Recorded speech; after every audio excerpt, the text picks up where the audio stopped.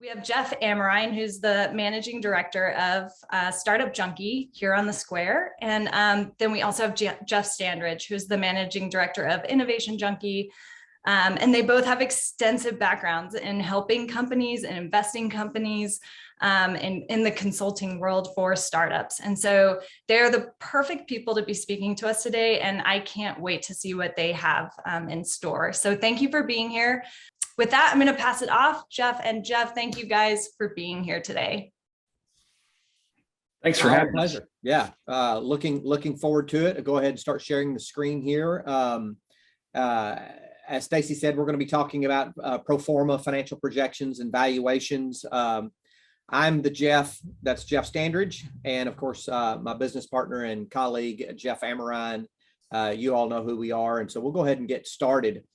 Our focus area or objectives for today is to talk about this concept of pro forma projections and forecasts. And pro forma basically just literally means standard financial form or done as a matter of course. And so don't get scared away by the term. I've had people a lot of times come to me and say, they've asked me for a financial pro forma, and I don't really know what that is. And it basically is just a standard form that a lot of banks or investors are going to be looking for to understand that you understand your business. So we'll be exploring the major areas where accurate projections are critical, and we'll discuss some of the fundamental approaches to projections and forecasts. Jeff, you want to talk a minute about what we'll discuss in the valuation side? Yeah, in fact, valuations are an important part of it. If you're trying to raise money or you're looking to set the value of the company for the benefit of stock options, it's an inexact science. It's as much art as science. We'll talk about some of the relevant methods that get used. We'll talk about some of the methods you should probably avoid using based on where you are in the life cycle of your company. So I really look forward to getting into that.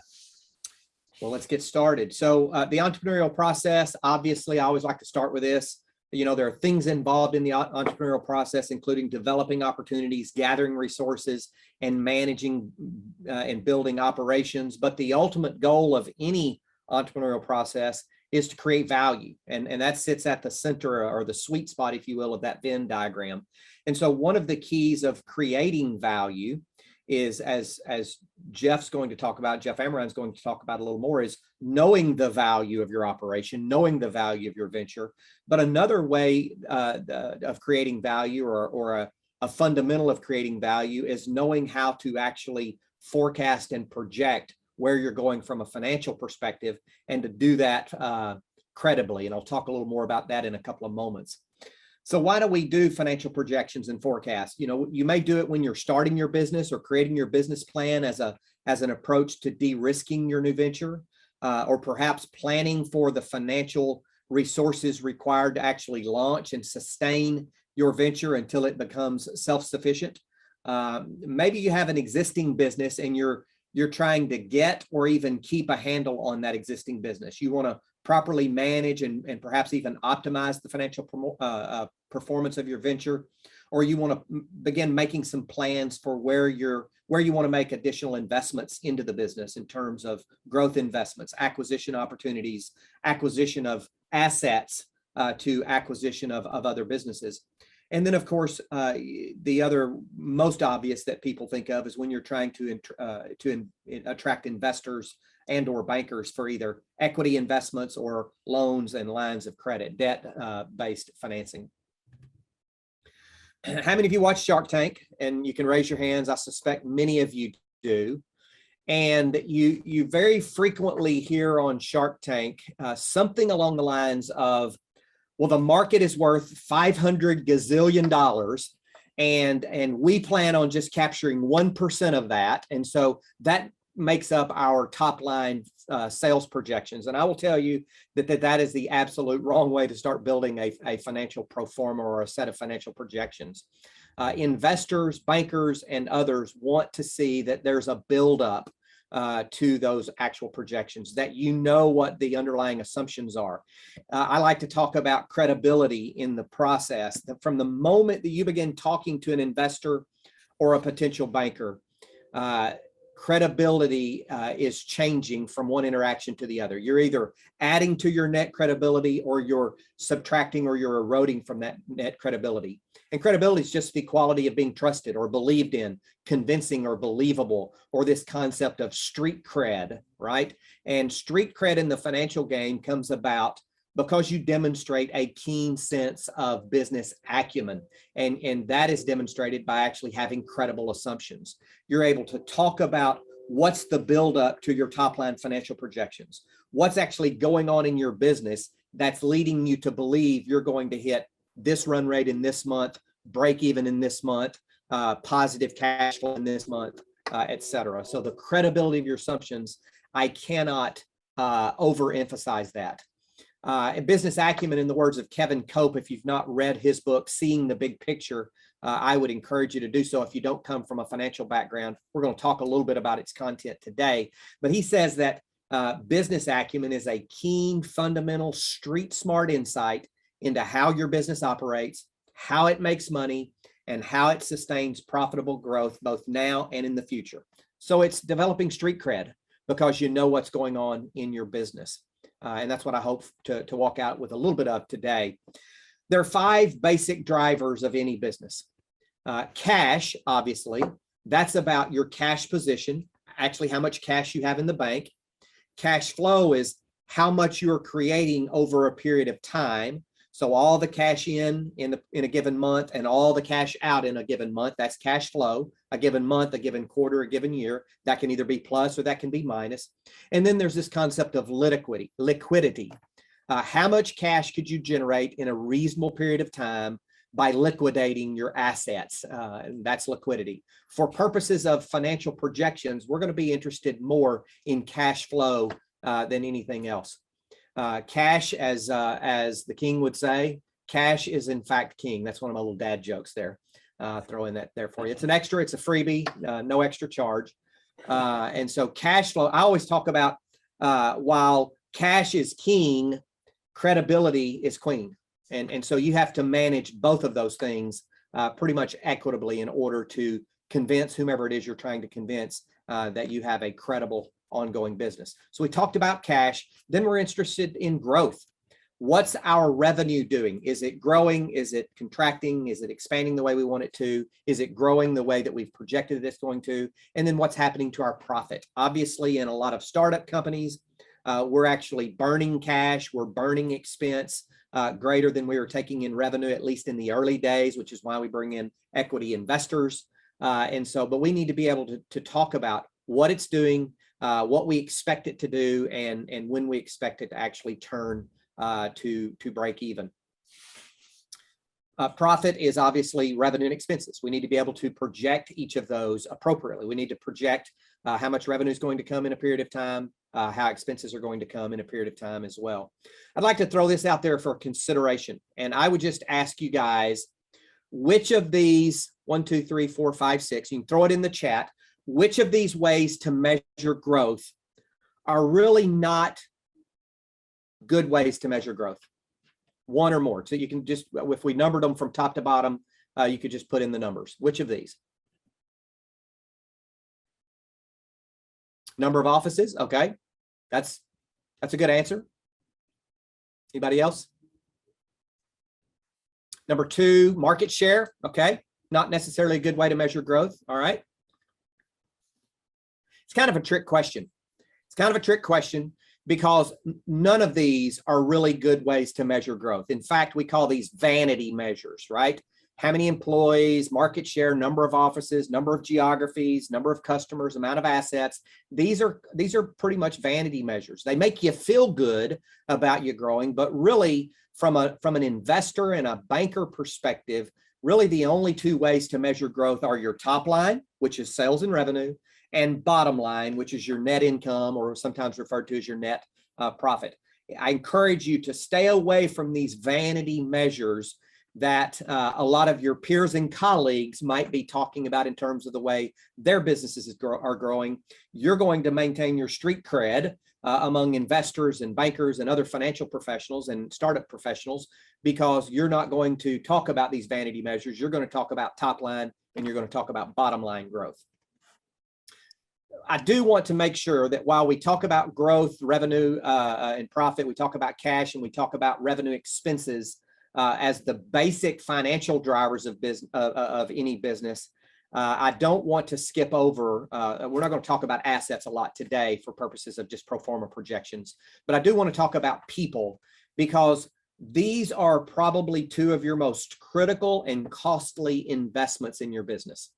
How you go about acquiring customers in terms of sales and marketing and branding and what have you, that's a very critical investment. You notice I don't refer to these as expenses. They may show up on your income statement as an expense, but they are critical investments that you make, because if you have no customers, you have no revenue, and nothing happens until you sell something. Secondly, people, your employees are one of your two most critical investments, because if you have customers and you have no people to serve them, you won't have customers for long.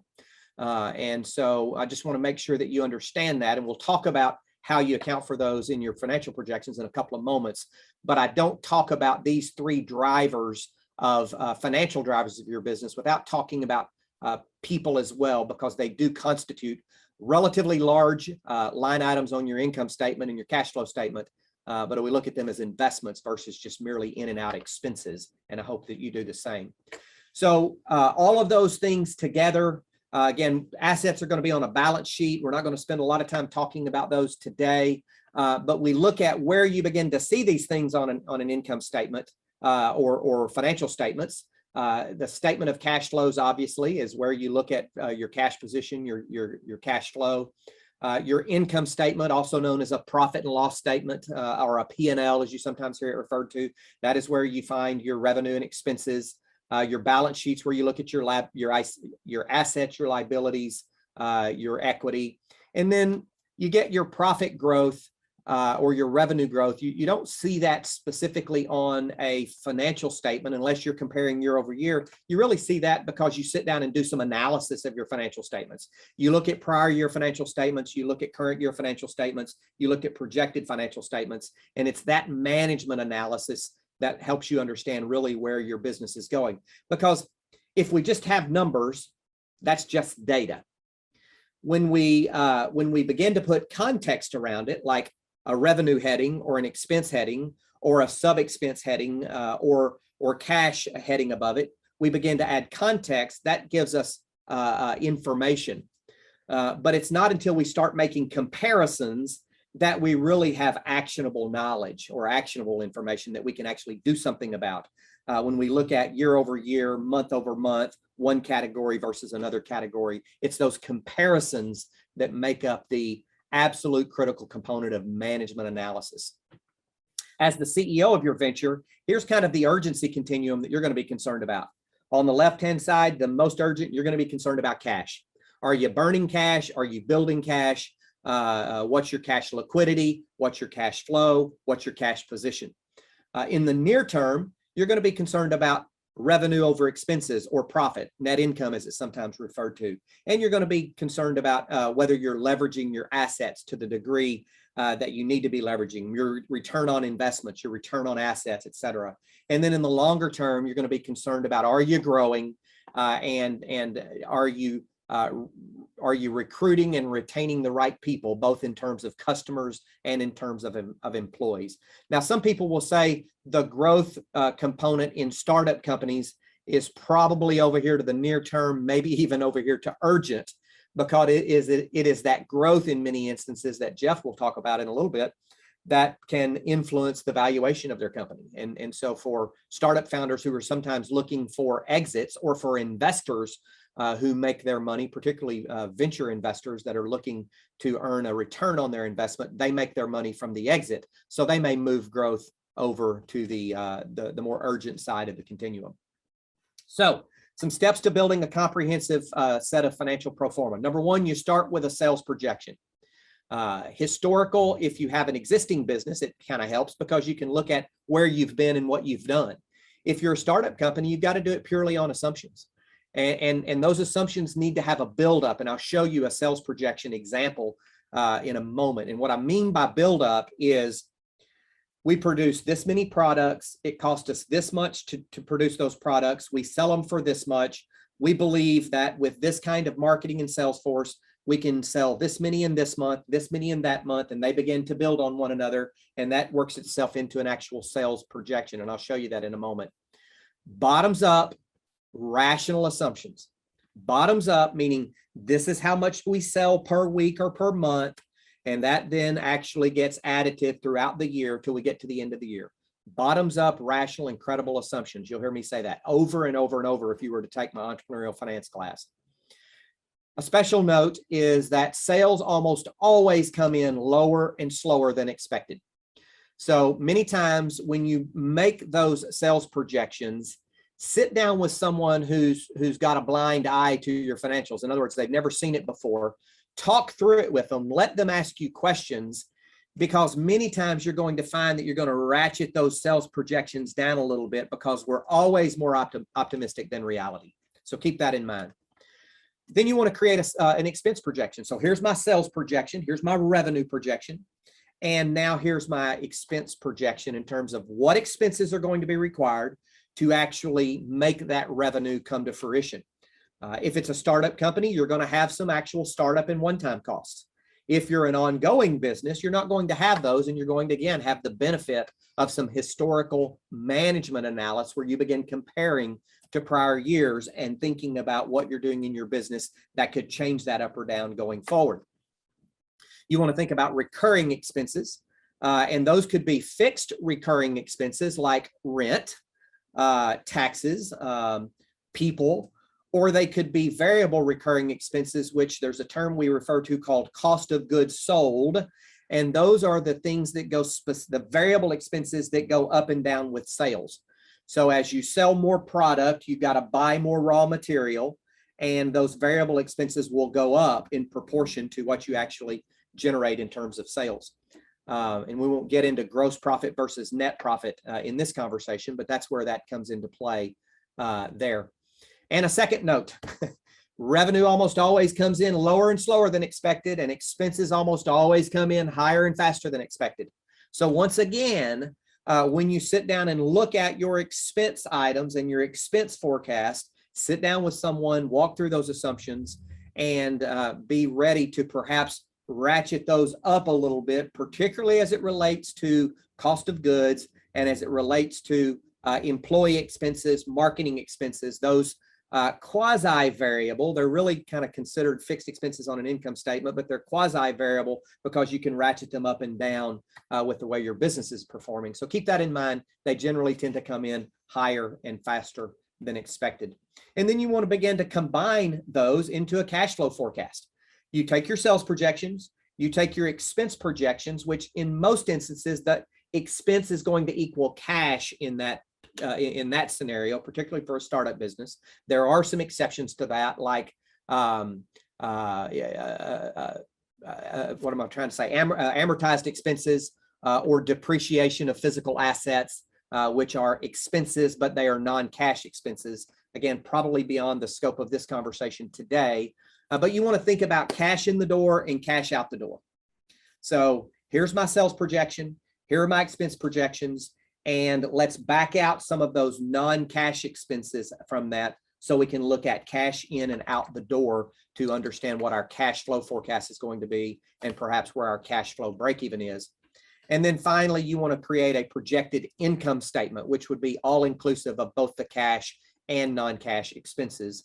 And I'll walk you through one of those in a moment. Recognized revenue and recognized expenses versus cash in and cash out. Another example where you may have recognized revenue and recognized revenue, but no cash in would be if you actually run a business that sells on account, or you sell, you actually finance part of the purchase for your clients. You recognize the revenue, but you don't get the cash in the door until a later date. So you have to keep those kinds of things in mind, cash and non-cash expenses.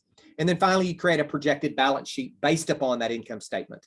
Again, if you've got historical things to look at, that's great, but this is where you're going to be projecting your assets, your liabilities, and your owner equity. So those are really the steps to creating a comprehensive pro forma. Here's an example of a sales forecast kind of template where you have, here are your product or service lines here. Here are the units and the sales price per unit, the cost of goods. So this is what you sell it for. This is what it costs you to actually make it or produce it or deliver it. And then here's the amount of margin that you have per unit, or the actual gross profit as it would be described. The money that you make on that you can then apply to the fixed operating expenses of your business. And then you begin to make some assumptions about the number of units you will sell in month 1, month 2, month 3, etc. The total sales, so the number of units sold times the sales price per unit, right, will tell you the total sales. You'll know then what the total cost of goods, you'll know then what the margin is, and you can begin to project that sales forecast out for each product or service line that you may have within your business. Maybe it's 1, maybe it's 5, but a template much like this will actually help you to create that sales forecast. And again, bottoms up, rational assumptions that are credible, knowing that sales usually come in lower and slower than what you anticipate. And then an income statement looks something like this, where you take that net sales that comes from your sales forecast. You actually include the gross sales here, less the returns and revenue allowances and your net sales here, and that gives you your sales forecast. And oh, by the way, this is an annual view. You'd ideally want to create this in a monthly view so that you could look at it month by month. And then some examples of your cost of goods that are described over here. Let's break those out in terms of the things you have to purchase, the freight you have to pay, the direct labor to assemble versus the office labor, so to speak. Many times is counted as a variable expense as part of your cost of goods.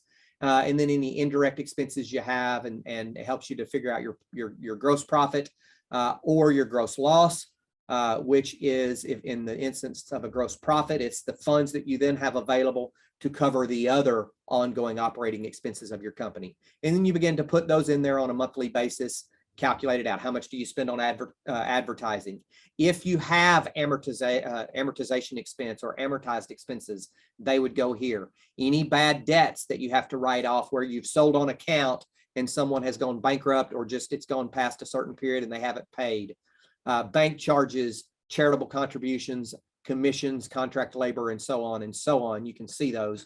And then finally, you begin to do the math. You get to your gains and losses, your total net operating income, any gains and losses, any interest income you have, and then finally your net income.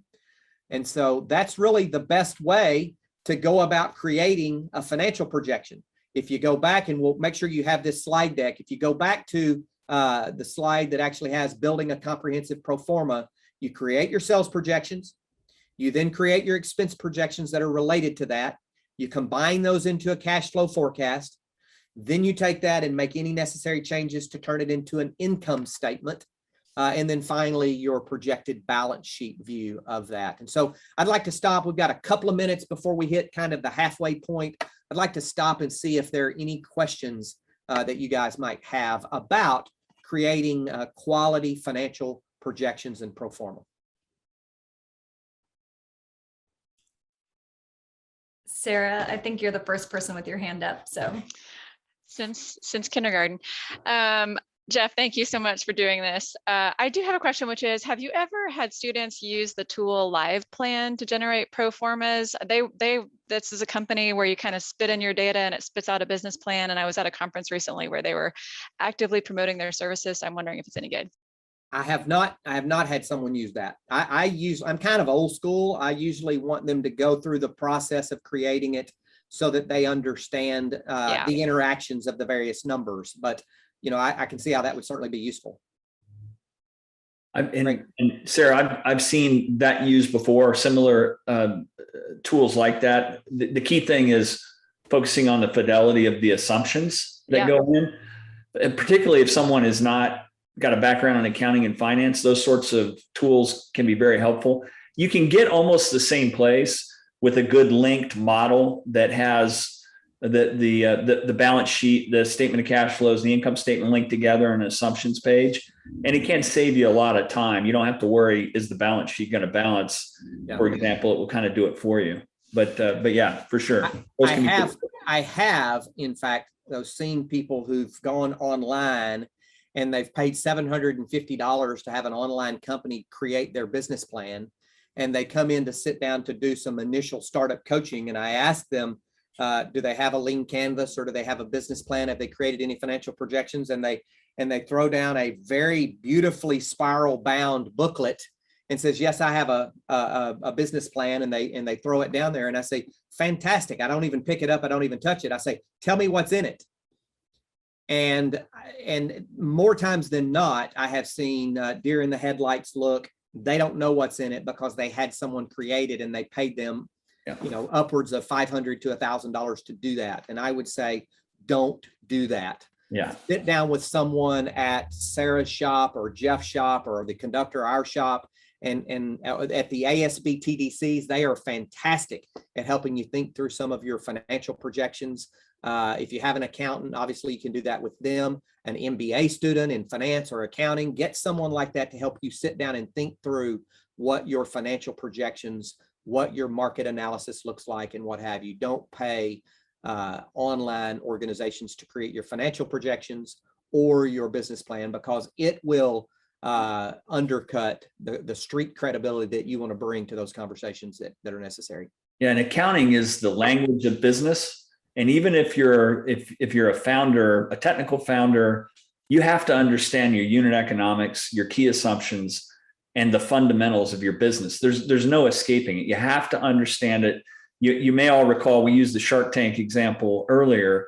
Kevin O'Leary will wear people out for not knowing their numbers. You really have to understand some of these fundamentals. And you don't have to understand it at a CPA level, but you need to understand it at an operating level to where you know the key things about how much it costs to create your product or service, how much you can sell it for, et cetera. So it's really a key point. And one other thing I'd want to add here is sometimes when you go through these projections, it's instructive, particularly early on, to do 3 different cases. The best case, the optimistic case, which is where everything goes exactly right. So that tends to be the best case for your revenue growth and the most modest case for expense. The worst case, which is the inverse, which has kind of been more the reality of how most things go for startups. And that is your expenses are higher than expected, your revenues are lower. So that's your pessimistic case. And then in between there is a realistic case. Yeah. If you do that kind of analysis on your model, it prepares you for the sorts of questions that you will most certainly get from a banker or from an investor. It's called sensitivity analysis sometimes, but working through that is really a helpful thing to do as part of the process. Yeah, Jeff, I'm really glad you brought that up. That is a great perspective and highly encouraged. Amy has asked if we have an Excel template that we'd be willing to share with local entrepreneurs, and I don't. And I probably should, but I just think the exercise of any entrepreneur, irrespective of whether they are they have a finance background or not, really needs the exercise of going through building out that expense or that financial projection. And again, maybe I'm old school there, but the learning that comes from that and the credibility that gets built by being able to speak intelligently to anyone who asks about what are their assumptions underlying their financial projections just comes from building it from the ground up. And I might ought to create a template, but I haven't so far. Well, and we did actually, Taylor Hasley from the Startup Junkie Foundation team, who's got a background in finance, he's built a template, but the rigor is still required on the part of the founders to go through and think through their assumptions and make sure that it all makes sense for their business. Because the one thing, the risk with the generic template is the businesses are different. Is it a product business? Is it a service business? So there's lots of things you have to modify. You still have to get in and do the rigor. We do sometimes supply that kind of base template just so that people don't have to worry about how am I going to link the income statement, the statement of cash flows, and the balance sheet together, because it takes care of some of that, the spreadsheet magic that you don't want to have to worry about, but you still have to go through the rigor of understanding your numbers, even when we provide those sorts of things. All right, Jeff, I'll turn it over to you. All right. Thank you very much. And this is the part where I would say, particularly for early stage companies, it's significantly less formulaic than maybe what you would like. And I will say that doing a valuation on an early stage company, a pre-revenue company, an early revenue company, is something where you're not likely to get the kind of help you need from a traditional CPA or accountant, just because there are so many contingencies you have to think about when something is brand new. So we're going to go through some of those details. So what is valuation? And the word is valuation, not evaluation. Just for those of you that might wonder, that gets said wrong all the time, and it's one of my pet peeves. Valuation is the word. And what it is it's the share price or the membership unit price times all the available shares. And translated, that means the dollars required if someone were to buy 100% of the company at that instant in time. That's really how you can define valuation. So why does it matter? It matters because when you're raising capital, you're doing an equity raise, sometimes called a priced round. You need to know what the company's worth and what you're going to sell each share for if someone wants to invest. If you're doing an equity equivalent or something that converts into equity, something called a convertible note, sometimes those will have a valuation cap stated so that when that loan instrument, the convertible note, converts based on a triggering event, you know what the top valuation could be for that investor. Sometimes there'll be a discount rate in there as well, but that is a reason to know what the valuation might be. And then there's something called a simple agreement for equity or a simple agreement for equity later, created in the West Coast by Y Combinator, that's like a convertible note, but doesn't have an interest rate associated with it. And those will typically also have a valuation cap listed. And that tells that investor that my worst case scenario, when later investors invest, this is what my valuation, my share price will be. You also need to know about valuation if you intend to sell the company. It's important to understand what's it worth at this time. And another point where it's important to have an understanding of value is when you're going to do a stock option pool for employees or stock grants, you need to have an idea of what it's worth. Now, a lot of times the strike price or what you give the stock option to an employee will be far less than what it may be valued if you were to sell it. But it's still important for that employee to know what's the basis. What is this? What is the value that you're giving me there? So moving on to the next one and some disclaimers. Defining a venture valuation is an art and an inexact science for early stage ventures. For those of you that are very quantitative, and I imagine several of you are, there are more than one right answer, and the market really determines what the right answer is. So this is not something where you can say, follow this formula, and this is the way you do valuations every time. Ultimately, regardless of the formulaic stuff that we will talk about here, it really depends on what you can sell to investors.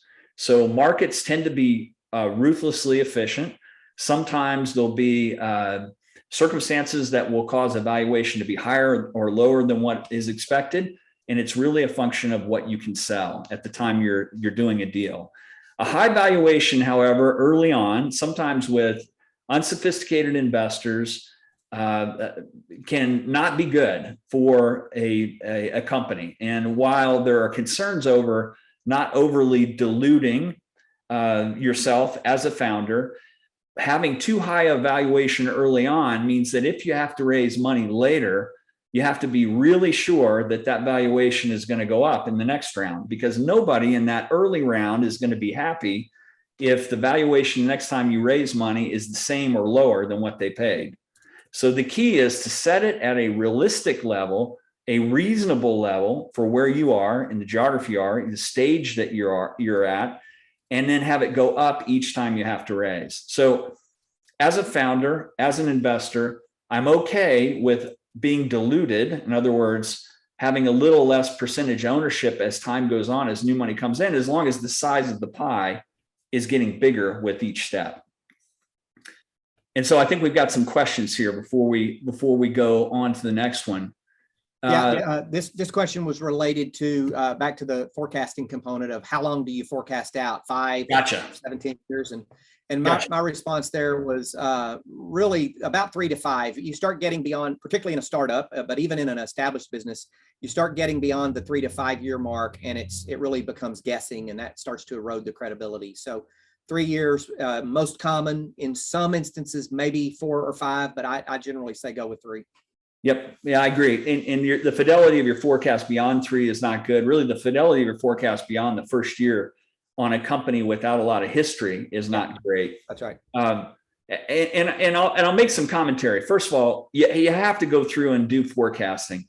You have to work on the fidelity of your assumptions through looking at what were the assumptions that similar companies may have had at a similar time. If you don't know, you have to do your homework on that. But having said that, forecasting is for sure, particularly for an early stage company, an exercise in fiction, which is part of the reason why using the later stage, larger company methods of net present value of discounted cash flows, risk-adjusted net present value, and market comparables don't have great utility for startups.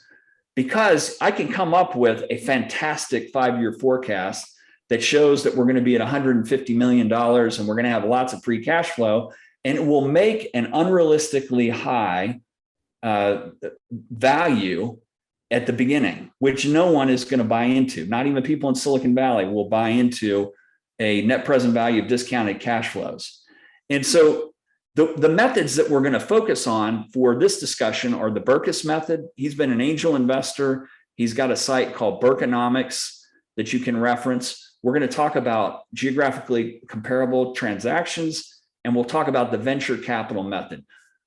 The site that we have referenced here, Venture Valuations, you can find out more detail on all these with the exception of the Berkus Method. But anyway, we'll get into it a little bit more. Next slide, Jeff. Okay, so the Berkus Method, this was created 20-some years ago precisely for the reason that it was very difficult to assess based on a forecast, a financial forecast, what an early stage company was really worth. So what Berkus came up with, he said, we're going to think about these 5 main criteria. Is it a sound idea? Do you have a prototype or something, proof of concept that's been created? What can you say about the quality of the management team? Do you have strategic relationships? Do you already have sales traction or a product rollout that's underway? And so if you think about it for a second, and for those of you that are familiar with the lean canvas, this speaks to some of the boxes on the lean canvas in a very clear way. So if you think about it, are you solving a problem that really makes sense, right? Do you have the beginnings of a minimally viable product? Do you know who your customers are, and do you have strategic relationships? Do you have sales traction? Do you understand the revenue streams and the cost? So what Berkus will have you do is you go through it. For some of you who are steeped in academic processes and other methods, is a little bit like a Delphi technique. You can get a group of knowledgeable people together with the founder, and you can make expert assumptions to say, do we really have a sound idea based on the product risk and the basic value? How would we rate that from 0 to 500,000? And you put a number in. Then, okay, have we built something? Do we have something that demonstrates the fundamental idea in a way that reduces the technology risk? In other words, we can go from that proof of concept to a production product or production service. And you assess, in a way, the maturity of where you are in that second point.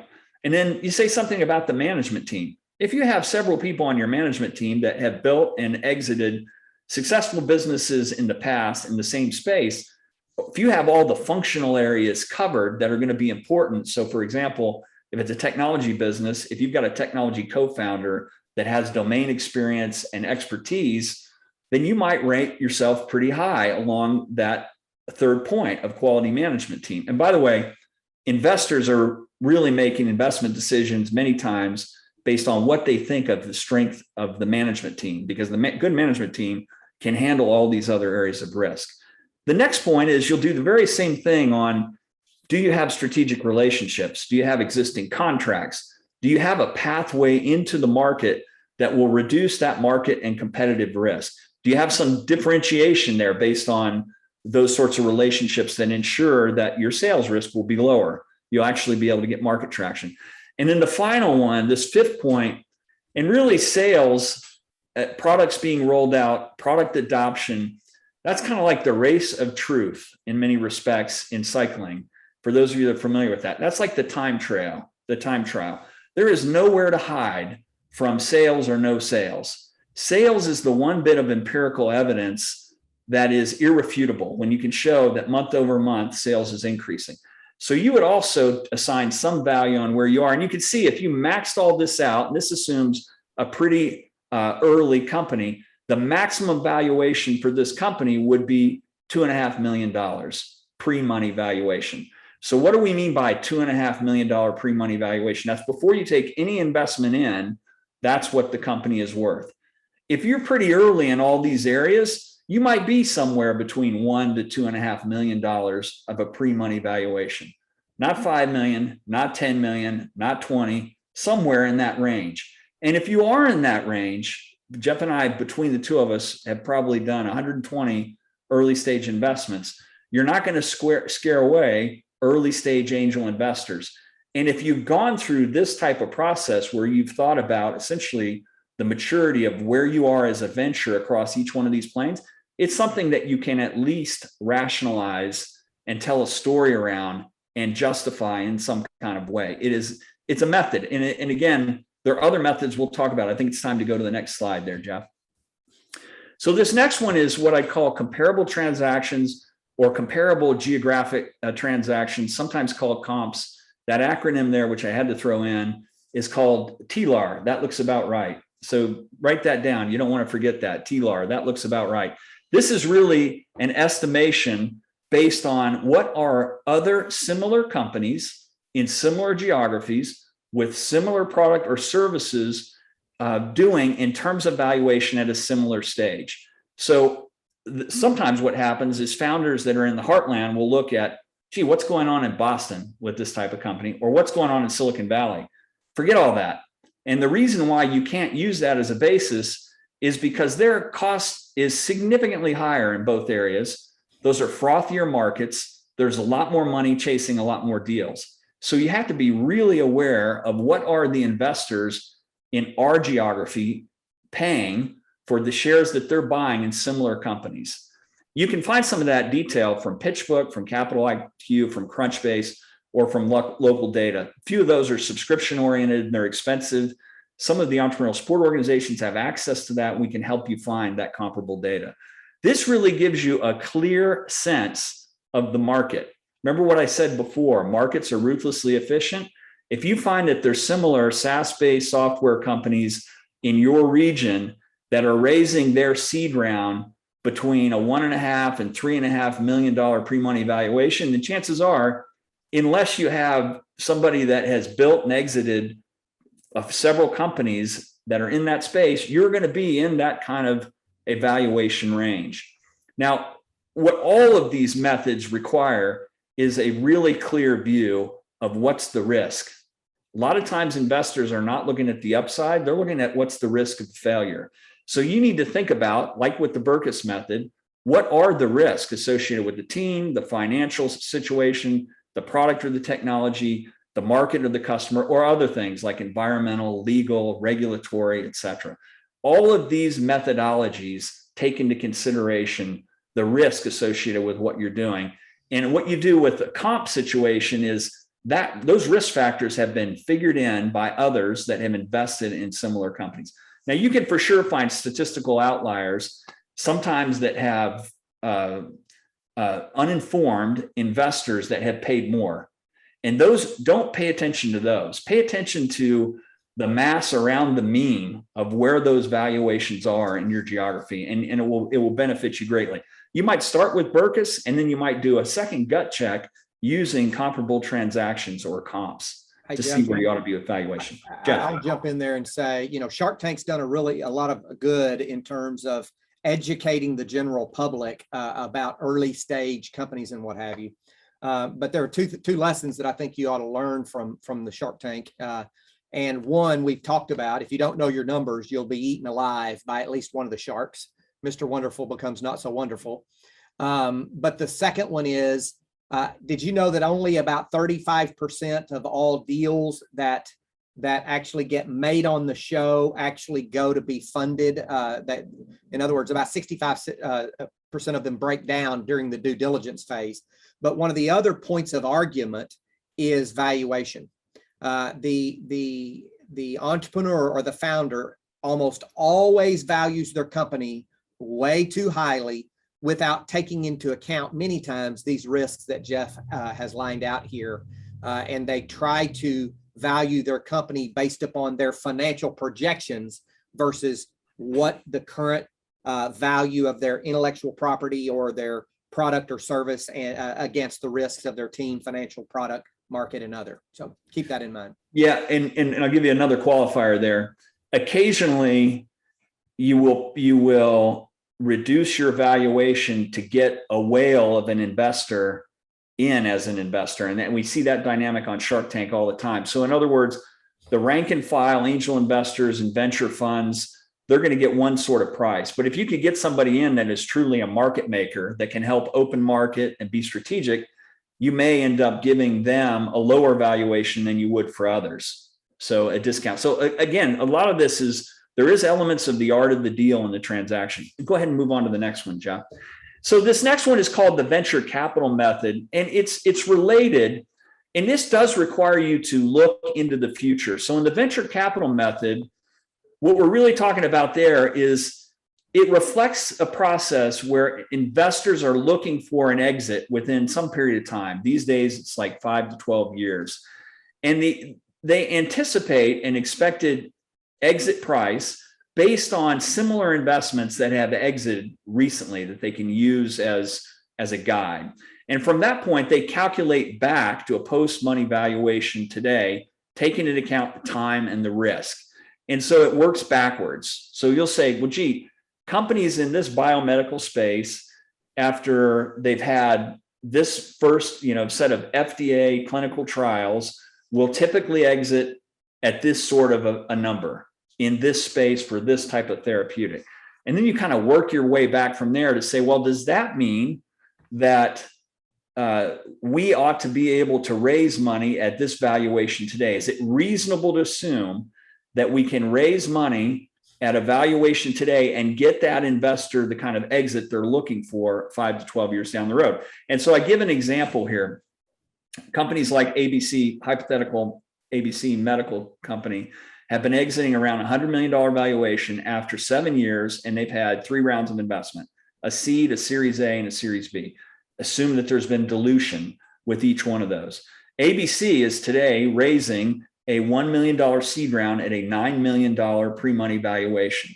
That means the post-money would be $10 million. The investors target a cash-on-cash return of 10 times. So in other words, if they put that million in today, they're anticipating that they want to be able to pull 100 million out. And so the question is this deal a fit? Could it work if you use the venture capital method evaluation? And it's a little bit of a trick question, but what do y'all think? Does it work under this scenario? Anybody have any thoughts? I won't leave you hanging too long. Thumbs up, thumbs down. Well, the reality is with dilution, it might not work, because to get that 10 times return, they'd have to likely exit at well above $100 million valuation at the point of exit, 7 years down the road. And so that might give the ammunition at that point, if the investors are doing their own calculations, to say, no, we really need a $5 or $6 million pre-money, because there will be dilution with each one of those investments. And even if you try to keep up on a pro rata basis, you're going to suffer some dilution. There's something called a waterfall chart with a cap table where you can see exactly where you will be. So in this case, it would probably need to be a little bit lower pre-money valuation on the front end in order for that investor to have a good shot at a 10 times return upon exit in 7 years down the road. Makes sense? Yep. And this is a little bit, go ahead, Jeff. Well, I was going to say, we've got a question. Is valuation supposed to be a negotiation? Should you shoot high but reasonable than you want? And I would say I had rather see a founder state a reasonable valuation and be able to describe and defend why they have that valuation, and it be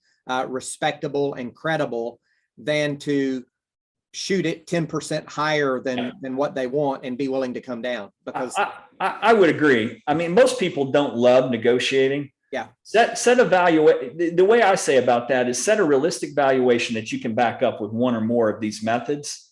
the Berkus Method, the comp, the venture capital method, give all your basis, and then stay there. And it's either going to attract investors or it won't, but you can hold firm on that and say, listen, we think this is fair. We're going to stay here. Maybe as a point of negotiation to sweeten the deal, you can give them warrant coverage, the ability to buy more at a discounted price. So there can be some negotiation, but I like it a whole lot better than somebody coming in, well, gee, we set it at 15 because we know they were going to beat us down. Nobody likes that car sales aspect of business. So set it at something that's realistic that you can support and then stick with it. And the negotiation generally occurs around the sweeteners or the ancillary aspects of the deal versus valuation. Sarah made a good point. It's more important to find highly credible, trusted investors with a record of success and good lawyers because they won't lowball you, right? And that's right. That's exactly right. If somebody immediately comes in and you've been realistic about all that and they want to pay half or 20% of it, or they want really ridiculous things if they're a small investor, like a lot of protective provisions that don't make any sense and unreasonable limits of authority or liquidity preferences and a whole bunch of other stuff we're not going to get into, that's a risk, so you've got to be doing diligence on the investors at the same time they're doing diligence on you as a founder. And I will say, just like in a marriage, because you're getting married to these people, and just like in a marriage, if red flags crop up early in the relationship, they're only going to get worse. So they're not going to get better. They're not going to soon fix themselves once they give you their check. It's only going to get worse. So if there are red flags where you feel like you're being strong-armed or stiff-armed or backed into a corner or pressured or what have you, and those red flags come up during the negotiation or the due diligence, may not be an investor that you want to align yourself with. So just a thought, not always the case, but it's certainly something to think about. Jeff, we've got about 5 minutes. Okay. And I'm not going to cover, I'm right at the tail end here. The red highlighted here, we're not going to talk about in detail. These are more appropriate for later stage companies. You can learn a whole lot more about them at a site called Venture Valuations, which is linked in the deck. You can check it out there. But these, just trust me when I tell you, these bottom three will not serve you well in early stage. Stick with the three that we discussed. Go on to the next slide there, Jeff. Okay. And just a few final tips here. So set a valuation that makes sense in your geography, some of the stuff we were just talking about. In terms of deal structures, simple agreements for equity, convertible notes, and price rounds can all work. You go through that process. A lot of times startups will do safes or convertible notes to avoid giving up too much to kind of grow into the valuation. Valuation should go up and to the right as revenues increase and risk decrease. So as you get that sales traction, the revenues are increasing and you're managing profitability as you typically would in a growth stage company, that's when the valuation should continue to increase. Disregard anything you see in Silicon Valley. It is not relevant to you unless you are actually in Silicon Valley. Otherwise, it's noise. And then the final thing I'd say is there's not a panacea to raising money. If you can build a great company with internal resources without raising external money, do it. We've seen several examples of people that have done it. But once you get on that venture treadmill, you are on it for good until exit. That is the lifestyle that you've chosen. So just anticipate. And that's really, I think, all we had for detail. One more slide, more resources. Venture Deals, written by Brad Feld, is an awesome book that covers all of this. Check out the Angel Capital Association with a bunch of tools and techniques, along with the National Venture Capital Association. And then stay tuned for all the stuff that your friends at OEI do. Lots of good resources there. What we do at Startup Junkie and Conductor, we can help you remove the kind of fog around these areas as you build your ventures. And that's it. All done. Thank you guys so much for being here, Jeff and Jeff. We really appreciate it. I hope everyone found this as beneficial and informative as I did. If you have questions, we're willing to stay on for a few more moments here. So feel free to stay on. You can place those in the chat as always, or we're here. This is casual. Unmute yourself, talk to us. That's what we're here for, right? So in regards to, and I'm not trying to get, down a whole different path for investment, but in regards to opportunity zone investments and the rules between the 5, 7, and 10 years, do you have any thoughts on that, or is that something a little bit more complicated to not talk about right now? Yeah, well, I'd probably have an easier time explaining quantum mechanics than my understanding of opportunity zones. There are some interesting things you can do with shielding capital gains. The rules have not been tailored to be super viable and friendly for operating companies. They tend to sway more towards real estate ventures. I'll tell you something, and it's in the policy map that Startup Junkie and the Conductor created. We would really love to see shielding of ordinary income in addition to capital gains in opportunity zones. We'd also like to see the accredited investor rules waived so that the very people that you're trying to help and trying to build up in the opportunity zones have an opportunity to invest and benefit in the companies going into the opportunity zones. So that was probably more than you bargained for, but that's a whole nother session on opportunity zones that would probably cause my head to explode if we got into it. Well, just a little more on accredited investors. Today, SEC rules are that folks who make over $250,000 a year or have more than $1 million in net worth, only those can invest in early stage ventures. But anyone can go out and invest in Bitcoin and their uncle's car wash or whatever else, and be exempt from any of those kinds of rules. So another reason why we think some of those changes are necessary. Absolutely. Great feedback. One other thing, if you want to do some advocacy, and I'm not sure where this will come down in the reconciliation legislation, there's talk about removing or significantly weakening the 1202 and 1244 federal exemptions on capital gains for investments that are made in companies that are held for more than 5 years. We don't need more disincentives for early stage investment. Try to encourage your appropriate congressional delegation to take a strong stance on that. That's one thing in there that is not at all helpful to what needs to happen for startups and small business. Lovely. Well, thank you guys again. If you have any questions, feel free, but if not, feel free to drop off and connect outside of this workshop. Thank you, guys. Thank you guys Thanks so very much. much. This was fantastic. Thanks for having us.